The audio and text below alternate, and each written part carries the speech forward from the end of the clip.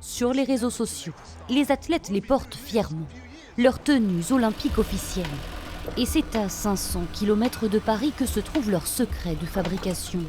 Des pièces sur mesure pour plus de 90 athlètes de Grande-Bretagne, d'Italie, d'Ukraine et des Philippines.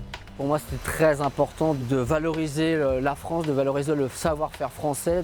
On a beaucoup travaillé pour développer une matière technique et agréable pour les boxeurs, donc une matière très souple, très légère, mais qui ne colle pas à la peau pour la transpiration.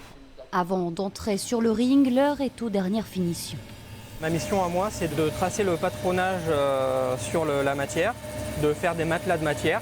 Donc c'est une succession de couches de tissu qui sont les unes sur les autres. Et après, c'est de le couper là, à la scie à bande en fait.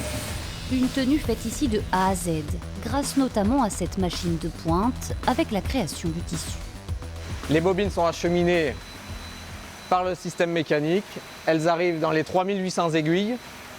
Et ensuite, on fait de la maille. On ne fait pas du tricot avec la main droite et la main gauche, on fait vraiment du tricot avec la machine. Un contrat signé grâce à Christophe, l'un des 4 gérants de la bonnetterie, responsable aussi des sports de combat pour la célèbre marque aux 3 bandes. Une consécration pour cette entreprise périgourdine.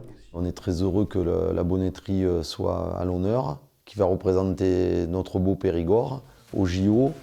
Donc c'est quand même très flatteur pour nous.